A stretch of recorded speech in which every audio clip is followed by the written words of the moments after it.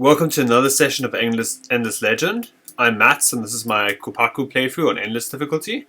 Kapaku. I always get that wrong. In honor of one of my favorite original Baronicles.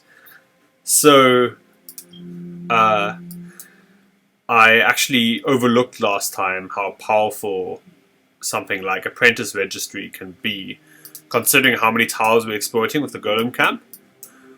It can give us a ton of industry in our cities. To be fair, industry is not something we're lacking on, so it's definitely an upgrade that is not necessarily that good. But it definitely merited consideration. Like, it would have been one way for us to boost our industry. Although it looks like our industry is really not lacking at all. And fortunately, we have enough a hero per city. So unfortunately, we don't have any luxuries besides Titan Bones that are worth it, like emeralds are garbage. I mentioned this before. So, despite having a powerful Titan Bone supply, which is going to really improve our industry, another reason why we didn't have to pick this up. But so despite that, it's going to be kind of difficult for us to keep our approval value all the way up there, even with this bread and circuses, which didn't end up doing too much for us. So, unfortunately, it's going to be hard for us to knock ourselves back up into Fervent. This is one of the more annoying parts of the game. If you don't have the resources you need, it can be quite difficult to build up approval rating when really you kind of need to at some point in the game. Now, here we're fighting some minor factions that shouldn't take us too long. I think I upgraded our Stone Sentinels to be stronger against ranged units in that they have sharp sense. Or maybe I picked the movement upgrade, I can't remember. Yeah, they have sharp sense. So they're going to be a bit slower than they could be, but that trinket really gives you a nice way to deal with ranged units on probably your most tanky units in the Stone Sentinels.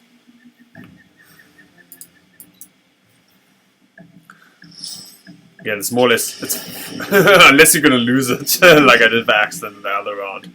But it's often more or less fine to let your hero take some hits.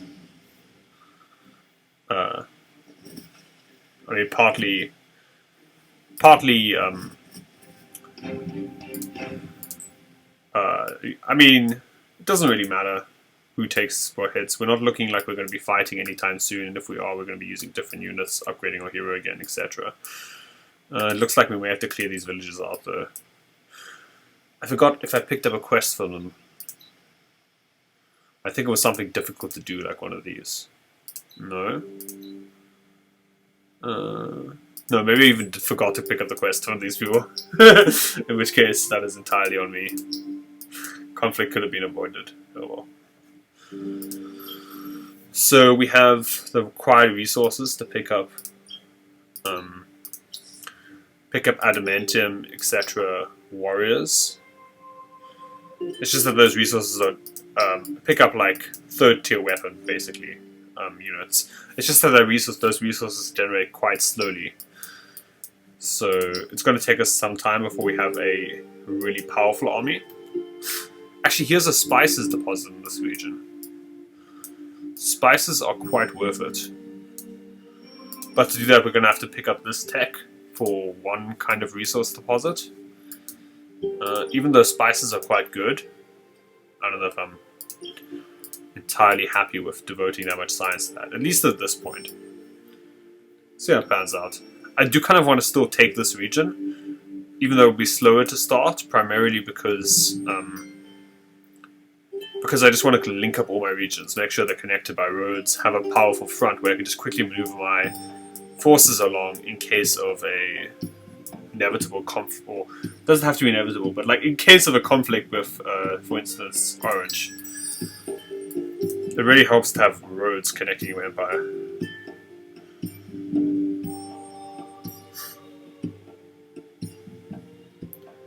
Looks like one Stone Sentinel is still slow or something. Okay. forgot where I put that hero, or dragging his art, on this location. It turns out we have a bunch of anomalies here, so continuing to... Whoa, what was I trying to do? Continuing to get this will give us a bunch of dust, the 9 dust extra per turn, but I think it's probably best to just upgrade the trade routes now. This is the main reason to pick up one of these rare roving clans heroes, is that they're good with trade. And that's kind of the thing I really like about this game. You're not... Or... The heroes are suited to certain playstyles. Like, if you're playing the roving clans, your heroes are going to be good for trade because your faction is centered around trade. But if you're not playing those factions, you can always make use of the heroes and really get those bonuses without having to be that faction, which I really like. I'm just going to keep building borough streets, build out these triangles, and make sure we have good cities. This city, unfortunately, is always going to be kind of garbage because of where it's positioned. Kind of makes me want to move this hero somewhere else at some point. Okay.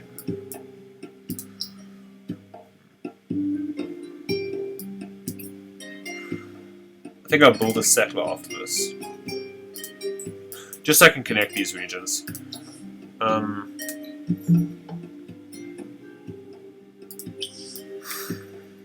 Okay, this region, we can pacify it fairly easily by just destroying one village, so I'm just going to do that. Yeah, we get a level on this hero.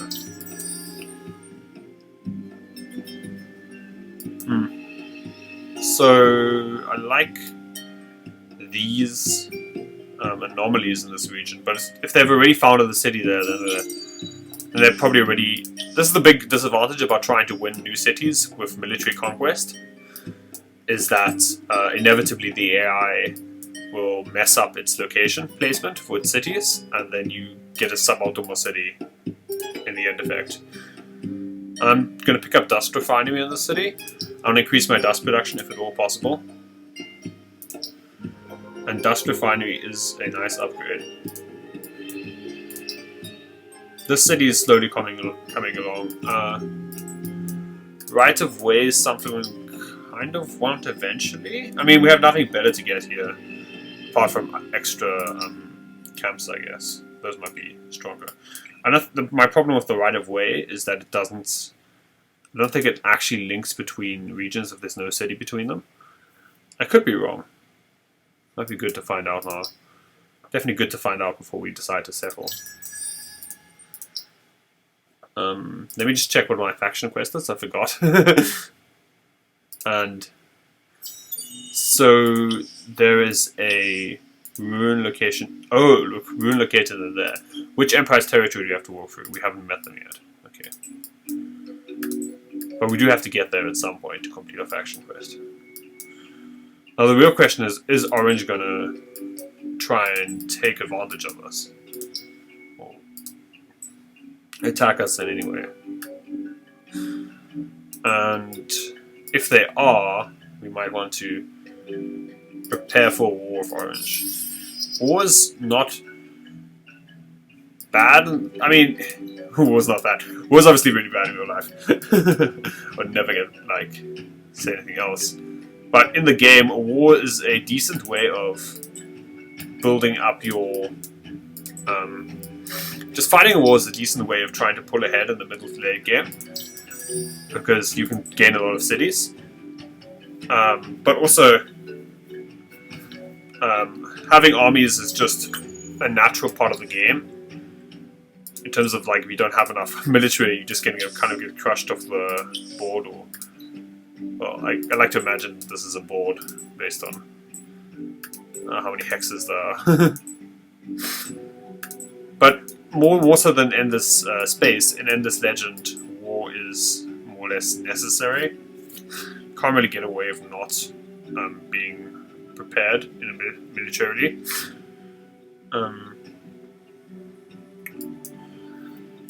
But it's also somewhat unfortunate from a game design perspective. But anyway, I was saying, war is something you have to be prepared for. But if you don't use those armies actively to take over territories, for instance, you've basically prepared yourself for war, but you're never getting anything out of it again. If that makes sense. Like, if you build armies to defend yourself, that's all fine and well, but then at the end, you have these armies doing almost nothing, instead of actually defending yourself with them. Or, well, if you defend yourself, the armies are doing a lot because they're keeping you in the game. But if you, for instance, you have armies because you had to defend yourself, and they're sort of like idle, then you haven't really done much with them. In the sense that you could have used those armies to do something productive. Which is, normally in Endless Space, for instance, I normally just build fleets because I intend to attack, and then I get value out of them. But in this game, you don't automatically get value out of, say, your fleets or whatever. Well, your equivalent. But if you can win wars, then you're getting value out of the units you would have had to have built anyway to defend yourself. So, like in the Long Winter Expedition, basically, if you're forced to get something, and then you can make extra use out of it, you're getting, in a way, not free value, but you're getting value which you otherwise would have wasted. Just order, this should be easy. Okay, I'm going to pick up Lava Works in the city. That's 3 tiles of magma over there. Definitely worth it. We're going to get a ton of industry and science from that upgrade. I think after statistical methods, I might just want to go back and pick up this apprentice registry. Just because it gives you bonus, you get bonus industry on every exploited terrain. So, since you're exploiting a lot of terrain in the city that's quite large, you're getting a lot of value out of it. So, I think I just want to settle here. The problem is I really want to make more volcano formers, but it's going to tax me on valuable resources, which I might want to use on units that defend myself. So, I'm not sure what the correct choice is there. No, wait. Damn it. I moved that in the wrong direction. Let's just crush this village.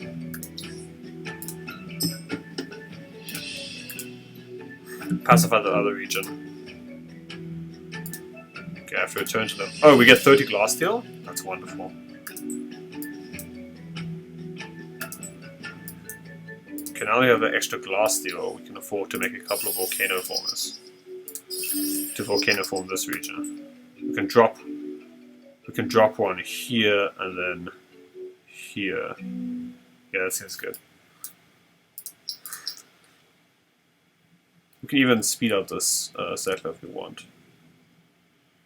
Well, is it really necessary? Probably not. This area will have lava flows, so we'll get a lot of value out of this lava works on that region.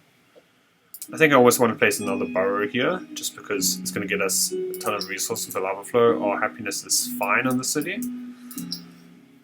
I think our happiness will take a bit of a dive, but yeah.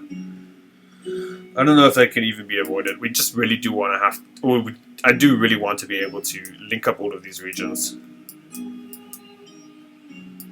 And to do that, I just have to get this area.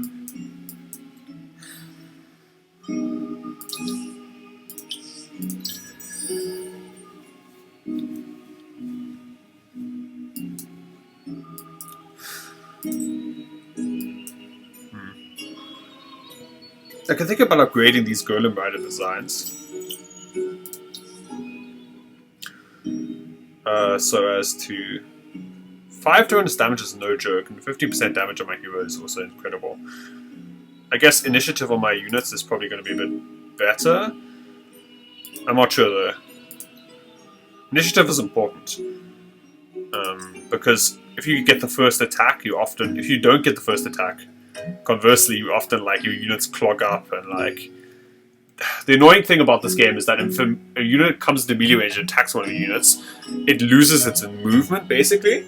So having low initiative means that in the end effect, you won't be able to move your units into the right position. They won't actually be able to follow your orders. That's why high initiative units like the Nidio are, like, super annoying sometimes, because they just run in and mess up your formations. So initiative is important. This is very nice. But I suppose our hero is not going to be a a giant powerhouse maybe until the end game. It's generally better to have the army buffs, and also the morale buffs in your units are very, very important. And part of the reason why I like this hero a lot as a combat hero. I mean, well,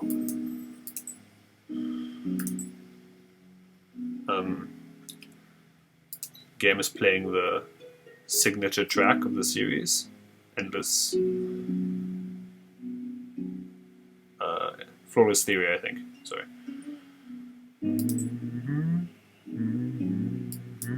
And we'll drop on here and then go back here. Which is not a perfect coverage of the areas we want to look at, but it's good. I think I want to see about upgrading my Golem Riders. We're gaining 1 a turn of each of these. The Golem Riders are already, I think, the signature unit of this faction, and they're really, really strong. It's kind of important that you make sure that this unit, if any unit is well equipped to fight wars or something, it better be this. So initiative is not as high as it could be. The question is, do we want claws, which will increase our damage output more, or do you want a spear, which has is potentially able to wreck enemy cavalry? I guess if I want to pick up claws, I definitely want the Palladium claws, because they give you extra initiative. And that's something you definitely want on your cavalry units for the circular attack, because once they get into position, like, it kind of takes care of itself. Bonus attack is nice. The attack is already quite high on these units though, so I suspect I'm going to go a bit heavier. Well, I guess maybe I'll just let my hero take care of the initiative. This has 5 cost. This has, yeah. So we have a more or less even split of Palladian and Adamantian. And in terms of upgrades, I definitely want movement upgrade. And I think I'm fine leaving these up, because these trinkets end up costing a lot of these special resources, and I suspect we'll be choked on them. So I don't want to I don't know. I don't want to go too heavily on those. I can retrofit these quite easily, which is quite nice. And we're just going to move our hero over there. So we have enough armies to really defend ourselves at this portion of the game. It doesn't seem like that's going to be a huge priority, but alright. It isn't unimportant. This region is so... I should probably move it out of there, yeah. I don't really need a huge amount of influence production, I don't think. I'm just going to put the workers in science until the settler pops out. Actually, I might as well buy the settler. I think I might as well get a watchtower here. I'm not doing much with this region. It has a lot of industry production. And I don't really want to expand my city in this region, because I'm not really getting anything out of these tiles except upgrading these tiles, probably. Yeah. Unfortunately, this starting region was pretty mediocre in some ways. And by some ways, I mean specifically pretty mediocre in its like region shape. Trying to stuff a city, trying to stuff a city in this sort of pipeway can be quite shitty. I successfully ran my way out of that. Now, I guess I might as well go like in this direction, because I'm picking up dust fluctuation anyway. I want to pick up this extra anomaly, and then I can build out the triangle in that direction. Or I can even go for an even larger triangle later. This region is quite promising. Similar to this region would be more promising if it didn't have this stupid town there blockading, but we can just add an extra layer, and our city center is already level 2, so that's good. We can just keep building our triangles, basically. If we do that, we're going to lose some of the extra value of the golem camp, but it doesn't really matter too much. I'm not sure how to approach this game now, because we do want to contest the other players at some point. Just sitting back and relying on your sort of internal your ability to win the game, like, I don't know, internally, or I don't know what the right word is, but like without interaction, is at the very least a bit risky, because the AI is so advantaged in terms of resources that you have to be quite confident that you're economically close enough to the AI that you're going to manage this. I mean, the main reason I chose to settle here instead of the anomalies, by the way, is just I really like this flowstone. Like in this region, the flowstone is already giving us, so we have 3 and soon we're going to have 4 different tiles, and each of those tiles is giving us 8 industry and 8 science. So I don't know where it shows you what the upgrades do. There's a button for this in endless space, but I can't find it here. So I don't know. We'll just do that later. I want to make sure I can place some towers around here, though, in case. Partly because I have so much industry and I don't want to spend it on, but also partly I could see them being useful if, say, armies are coming from this side, that we have a fair warning. It's very hard to defend cities in this game, in the sense that, like, attacking is very easy unless you have a standing force next to that place. So basically, the way defense works in this game is that there's fortification points on the city, and if they attack, any units in the city get bonuses based on their fortification. Now the problem with that is that if you don't have a powerful army at your city, you're getting fortification on your militia boys, so you're really not getting that much value out of your defensive bonuses. Meaning that you really have to have your armies in place if you want to defend places, which is a little bit frustrating. If you let an army out of your sight and it catches you off guard, you can lose your cities, and especially extremely vulnerable golem camps like in a snap. So I would recommend just thinking about, firstly, which sides could attack you, and also maybe how you can place some watchtowers at some point in the game. Like I want to get some here and here, just to be a little bit more protected. I guess I'll just place one here to add some vision there. I would never prioritize watchtowers if I thought there was something better I could do, but there isn't. So, by the way, notice how a trade route currently only gives us. We'll get trade routes in rows anyways because they can grow more powerful over time, and because they add these roads which allow us to move really quickly. But the trade route is getting us like 9 dust and science, whereas this flowstone is really giving us like that equivalent of resources. Like, but for each terrain we have like the flowstone on, so that's just a kind of obscene upgrade actually.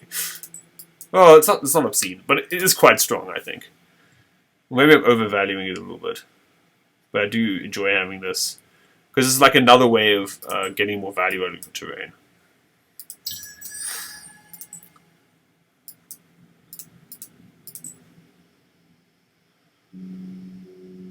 So these units are units we can ideally retrofit at some point. Palladian is something. I mean, we definitely want this extra deposit. Particularly since we're behind on Palladian. We're just going to reactivate this. Always have that active. We'll never have troubles with industry ever again. So that's nice. Alright. Get some influence, not bad. These units have ranged and cavalry. So the Wild Walkers have ranged and cavalry units. The Voltas, Mazari have ranged units as well. So we really want to bank on these Golem Riders just getting up in their face and basically putting a lot of pressure on their ranged lines. Because if you have a slow-moving army, then ranged units get more value because ranged units are the only units attacking. So that's sort of like the tier 1 strategy, if you will. Or like the most straightforward way to get an overpowered army or start or whatever. But I personally think that a good charge or a good cavalry army can deal with that by simply closing the gap and really punishing these like relatively frail range units. Pick up lava works. No, we can't actually.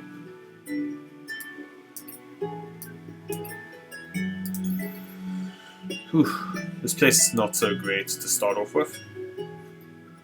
We want to see if we can buy a hero to add some more industry, and these heroes are typically great for industry.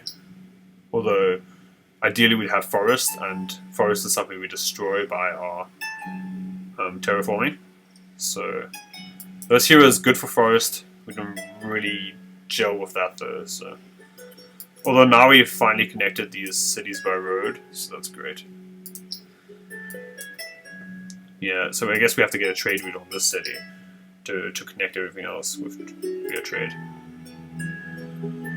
We can just buy this up, actually. Maybe we just rather save for another hero. I also want to form up here and make sure our armies are more or less grouped up together. Oh, I forgot this place needs some extra stuff. I'm going to get another watchtower. We don't have any naval schematics at the moment. So that's something we could work on. Now, artillery ships are quite good. And they're really... I feel like they're sort of like the top of the food chain as far as boats go. So boarding vessels are kind of garbage, and they get more or less dealt with better ships, like fire ships. These bathyspheres are submersibles. I think they're good against fire ships. And potentially just better overall, actually, are they? No, I think the fire ship is more sturdy or something. But really, the artillery ship is kind of the top dog in naval warfare. As long as you can keep, like... It's like the only ranged ship, so that's having ranged units is obviously nice. As long as you can just keep other ships around to protect the artillery, so it doesn't get flooded. No pun intended. I mean flooded with intruders, etc. Now we're really struggling a bit with strategics because we've been spending them so liberally. I could think about picking up imperial coinage. Cargo docks is also... Well, imperial coinage just to spend our dust, buy extra titanium, or whatever strategic we need. Cargo docks is also nice. How well are we... The thing about cargo docks is that you want to have connected cities with connection to the sea. So here, for instance, in this city, if we built boroughs over here, we'd have sea regions. Or we'd be able to make a cargo docks, basically, because you need to connect the cargo deck to the ocean like that. The city, I mean, it seems like a while off before we can really make use of cargo docks. So I'm fine delaying that. I could pick up this, which improves our trade routes by a fairly substantial margin. I think I'm down with that. No, the only annoying thing is we have to wait for extra titanium before we can get those nice upgrades. Looks like this doesn't cost any special resources though. Oh, I forgot actually what to do with the city. Ah. Oops. Alright, so they're probably just automatically do this. It's good to clear out these manufactured armies with your hero. Get some and your units actually. Hero and units get experience over time.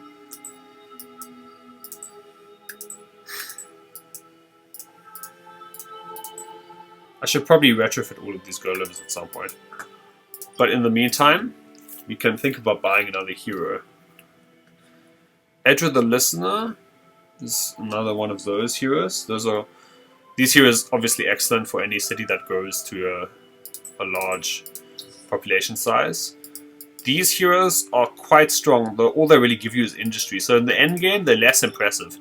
Again, food tends to be more important than industry, actually, in the long term. And we're really at the point where we're not struggling with industry on almost any of our cities. And really industry boost is nice, but it takes a while for this hero to actually do anything important for us. Like, after 3 levels, we get to pick up something that actually improves our industry. We don't have forest tiles because we're volcano forming everything. We don't care about assignment cooldowns at this point. So I almost want another cultist hero, actually. I think our science is doing well enough that we don't have to pick up. And a cultist hero, in a way, is a science hero. Let's pick this up.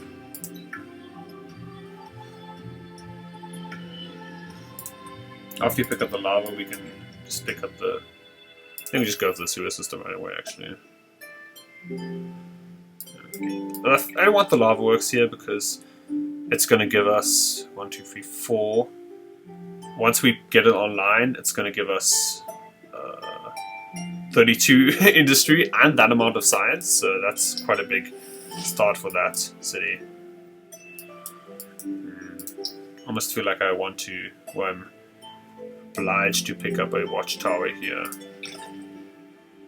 Just because, again, we want to make sure we cover this region. This is the easiest way for blue to cross over into our territory.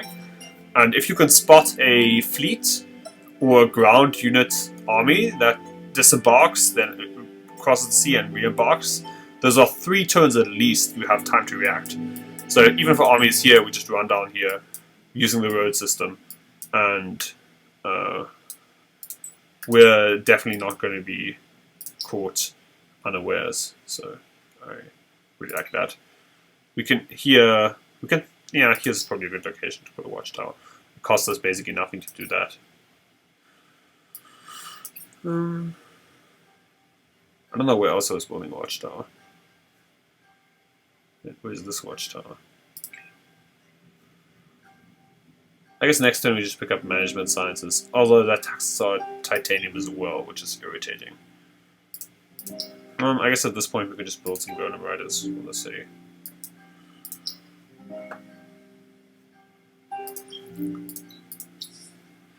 So this unit we definitely want. We already have those. This unit is actually not bad already. Kind of like it. So I guess we'll just build some stone sentinels and save up the luxury or the good resources for better golem riders.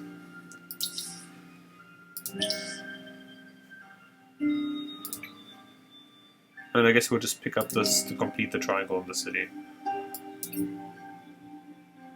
Triangles are basically just the most efficient way to build your cities. This tip comes from SB's channel. Be sure to check that out if you want to see some nice endless legend playthroughs. Oh wow, here we have Hyperion already. And we have Hyperion in our main area, where there's so many things to look at. Terrain with anomaly. Right, whatever. Okay, so Hyperion is super rare, and the fact that there's so much of it near our regions is excellent news for us. If we expand like this way, for instance, it looks like we're going to be expanding mostly on this island. We're going to pick up a ton of Hyperion very easily. We already have Hyperion exploitation possibility in this region, and what that means for us is that we can very easily access a top tier resource. And Hyperion lets you build tremendously powerful weapons, but also lets you get high tier upgrades. And without Hyperion, you sort of choked on this. Although it looks like the green stuff, aka Mithrite, is also crucial for that. Though Hyperion gets us this important science upgrade. And science is really also this important science upgrade. And as you'd expect, science is probably how we might win if we plan to be sort of internal, or like internal in the sense that we're just gonna do our own thing and try and win that way without trying to, say, conquer every other faction or whatever. Now here we also have some red sang. With red sang in this region, I believe it said there was something else that was good in these regions. Here's red sang in this region. And here is Dust Water. Now Dust Water gives us lots of bonus dust and happiness, so that's excellent. Red Sand gives us extra experience on heroes, which is also a nice effect. So I kind of feel like I want to pick up these two as soon as I can. I guess extra trade routes is something I do want, but it's something I can wait for. The question is, do I want the metal first or the harvester first? I feel like harvester, just because once we get these luxuries going, we want to be able to activate them sooner rather than later. It will take us a while to build up necessary amounts of luxuries to even activate them. I don't know how big this deposit is. Yeah, whatever. So once we have these producing, we'll have one of the high tier resources and a couple of nice luxuries. And obviously more luxuries means more abilities to expand because we can keep our population happy, but also means powerful bonuses, like these Titan bones are really doing a lot of work for us. Whoa! Their army's all the way over here? I did not realize that. That is actually very problematic. I should have kept a better a watch on this border here, but I just expanded into this area, so I couldn't really have. But what this means is that we are very worried that this nation can just attack us. Let's build some cheaper versions of the Golem Riders to make sure, and give them an anti-cavalry spear, and just to make sure that they have something to produce, even if it's not top tier. Give them dust weapons and armor, movement speed bonus, and I guess the anti-archer upgrade.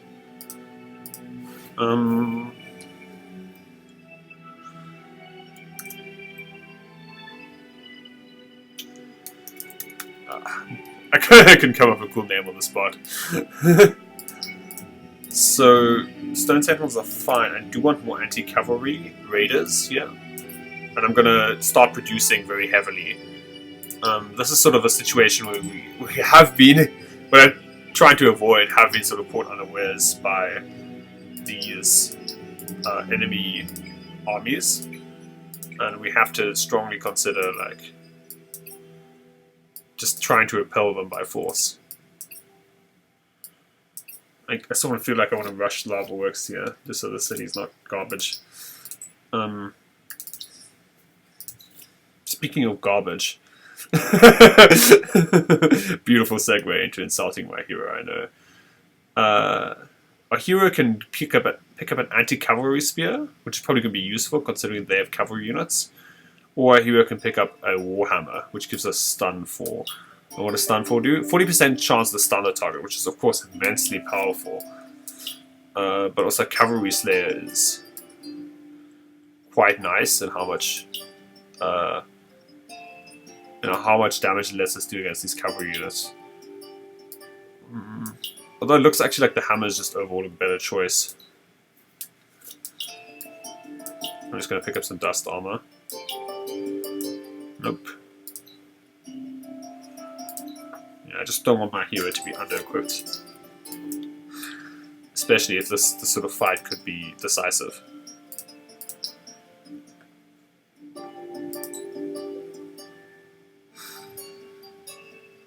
Okay, this is the Golem Rider with the... No, this is just a normal Golem Rider. This isn't the Golem Rider with the nice upgrades. Why can we get... Oh, we don't have enough dust. Makes sense. Let's just put everything here into industry. And that didn't help. So we just keep it like that.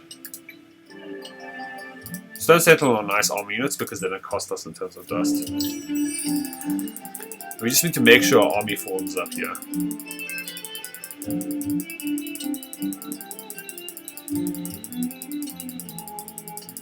Fortunately, our hero has...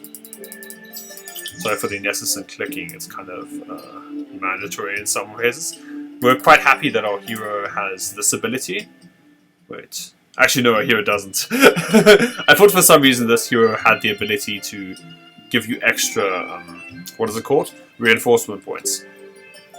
We're going to have to rely quite heavily on our stone sentinels here and their range slaying abilities to counter the range portion of their army. Then they have these anti-cavalry centaurs. But fortunately our army isn't very golem heavy. So I think we can take this sort of army. Well, I hope.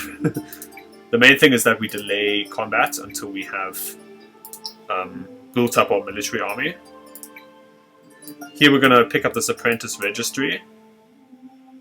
Actually, we're going to pick up the apprentice registry on this city because we need a lot of exploitation before this becomes worth it.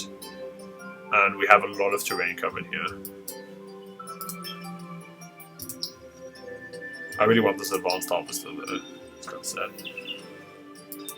Again, it's a bit sad how little titanium we can produce. I'm just going to continue building out the city. Oh, and I forgot. I have to choose a skill for her. And there's 4 anomalies here in our city, which is excellent, looking at 5. Which probably makes this skill quite powerful. 10 science each level, up to... Well, 8 science, up to 10 later. So it's really better than this. Yeah. This here is quite good for flat bonuses in science. Something which we're definitely interested in at this point in the game. Now, they might not attack us, but generally when the AI starts marching its armies into your territory, we know something's up. Fortunately, we built this city on a river. Sorry, a river of fire. And you know what that means. Basically, we can exploit that fire to our advantage in defending the city. One of the things I really do like about... One of the cool things about this game is how how the battlefield is like just the terrain. So say here's this river of fire. We can just try and force them to cross it, for instance. Although that's unlikely to happen. We can attack them here. And if we do, we still get this city part of our range. Before we do that, we should probably try and retrofit all of our units. Can't retrofit that. Retrofit this. We should try and retrofit both of these. We can only retrofit one. So retrofit the higher level one.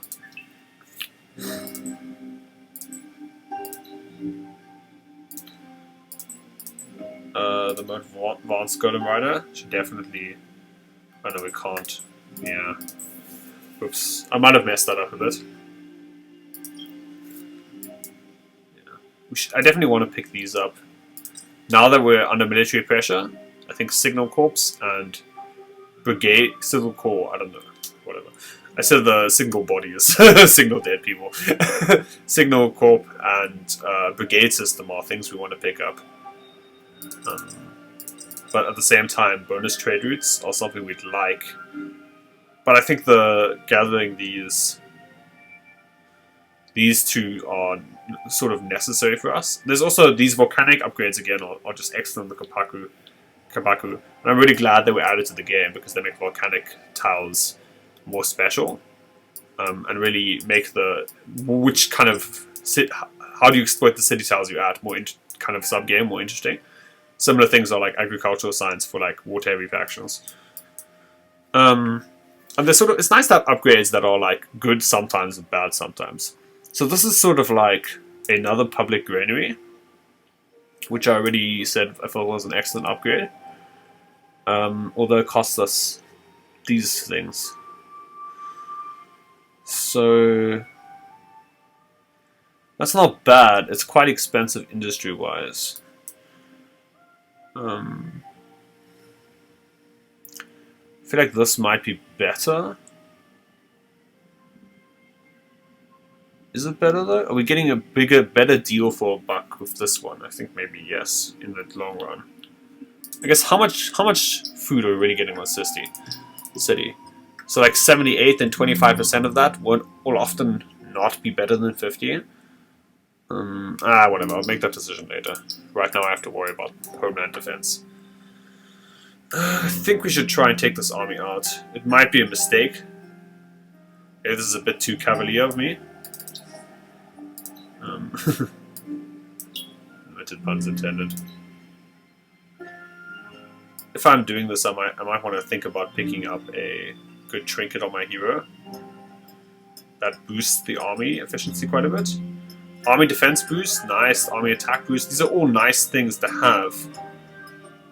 Improved defense on my hero.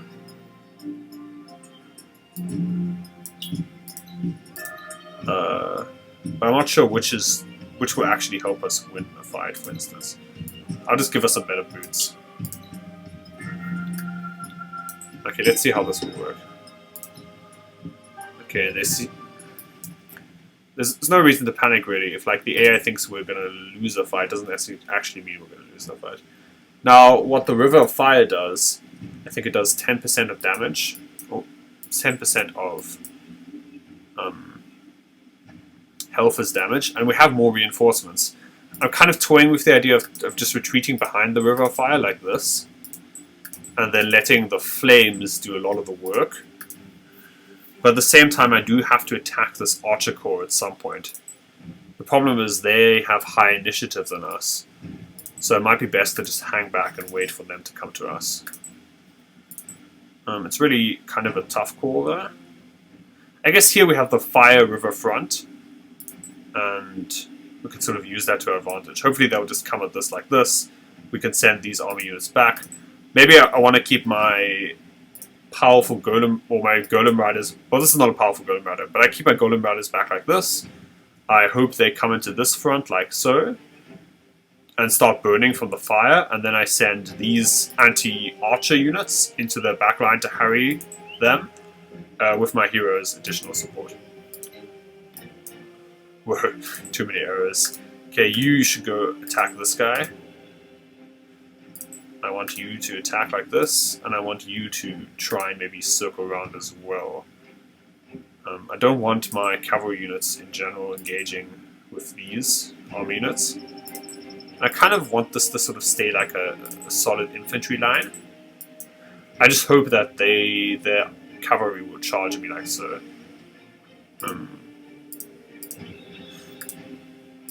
Actually, maybe it's best for them just to sort of like skirmish, because if the cavalry attacks them, they're not going to move anyways. And if the cavalry doesn't attack them, then at least we're getting some extra value. I mean, they're not doing nothing. As you can see, this unit is kind of obscene in terms of offensive power. It's not even our best version of it.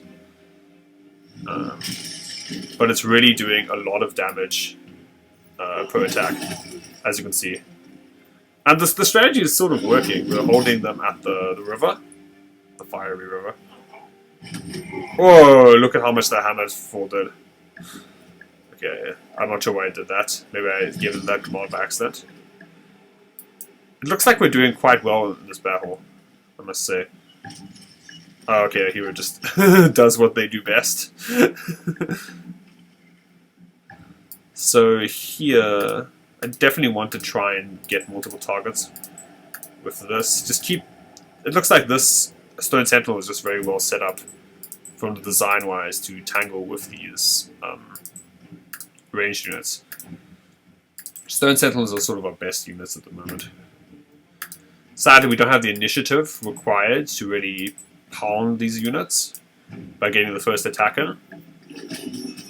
Although, as you can see, like the cavalry units just have such a big punch that once your armies have sufficiently high tech to actually have their stats do anything, you just run at them and then immediately take out most of their army with your cavalry charges. So as you can see, like the Kapaku have quite a powerful military core of units. They can die, but that's just sort of part of it. I mean, we had a sort of situation where we had like they had an 8-unit army, and this is apparently the best they can do considering how they sent this army like over the sea to attack us, and we're not doing badly. We're not even. And this is not even an army that has the required palladium and adamantium or mithrite, etc. resources to maybe make it good. So despite the fact that we have an under-tech or did I accidentally put these units on hold? That's probably what happened there. Whoops. That was a mistake. That could cost me a couple of units. I'm sorry. Let's go here. Maybe it was just the AI being weird. Yeah, we are going to lose a couple of units, but there weren't units that were upgraded. Unless this unit was upgraded with metal. Yeah. Okay, so we are going to lose a couple of units. That is unfortunate, but just part of the game actually. And the good thing is we're not really attacking them, so we don't have to sustain any armies. If you attack the AI, you often have to keep armies alive, because if you run out of forces in the field, the AI will be able to replenish forces much quicker than you.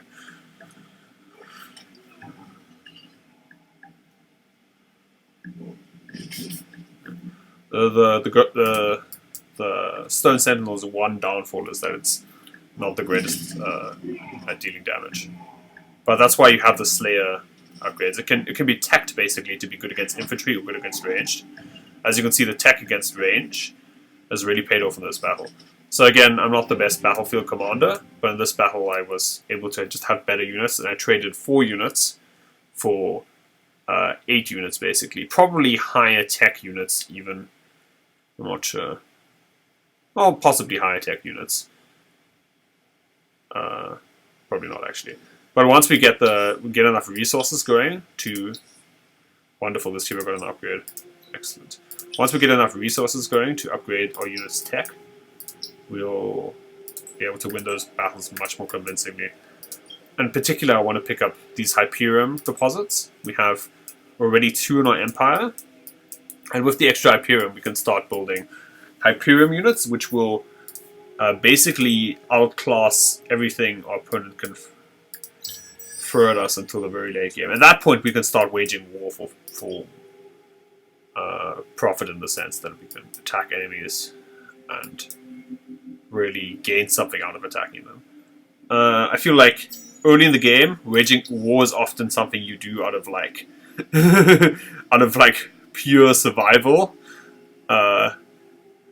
You're just really trying not to get overwhelmed by the enemy. I just picked up the stats boosting thing, the stats.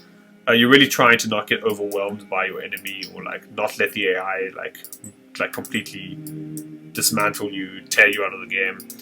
But later in the game, you can start thinking about waging war as a way to pull yourself ahead in the game. Again, this game is different than Endless Space in that the AI has so many resources above you and builds so many armies that it's quite difficult to even... again, I continue my policy. I continue my policy of trying to build some watchtowers to cover the areas. I might even want to pick up a coastal battery. It doesn't seem worth it. I'd rather put some food into building the city up. What was I saying? Anyway, so like, AI builds so many armies that start of the game you build armies mostly to defend yourself. Later in the game you can get high enough tech armies. We're already looking like we can do that with mithrite weapons, for instance. And once we get more palladium and adamantium... Oh no, because of the winter we're not getting any right now. That's irritating. Or not. Somehow we're not getting resources per turn. That's weird. I'm not sure why that's the case. They should be giving us resources. Unless this screen is lying to us. This is very strange. For some reason we're not getting the resources I think we should be getting.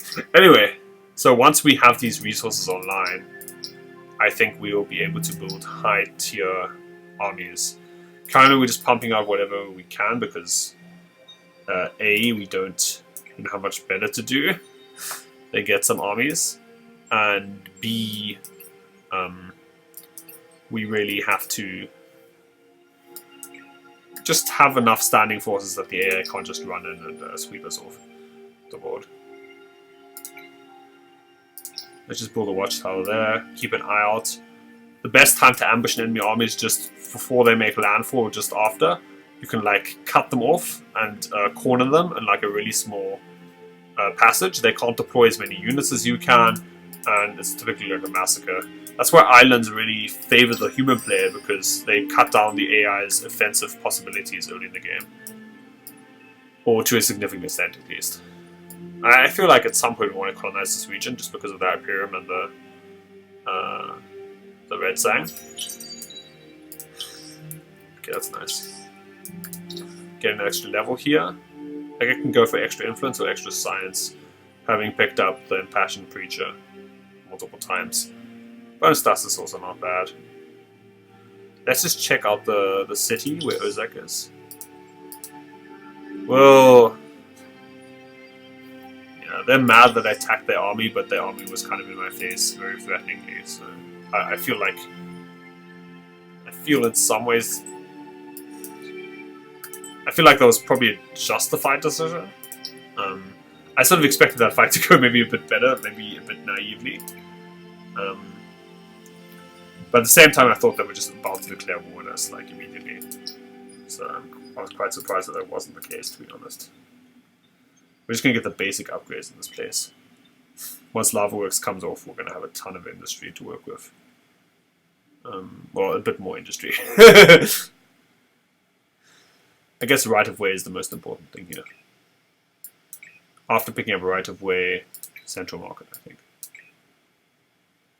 And then we get all other basic things, which is nice. Now we have to see that we get all the strategics.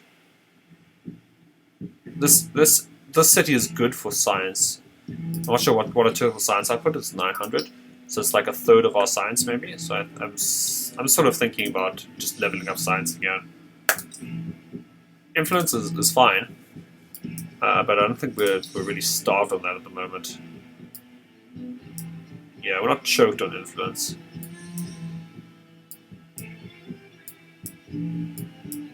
Yeah, I mean, having more influence is great and everything.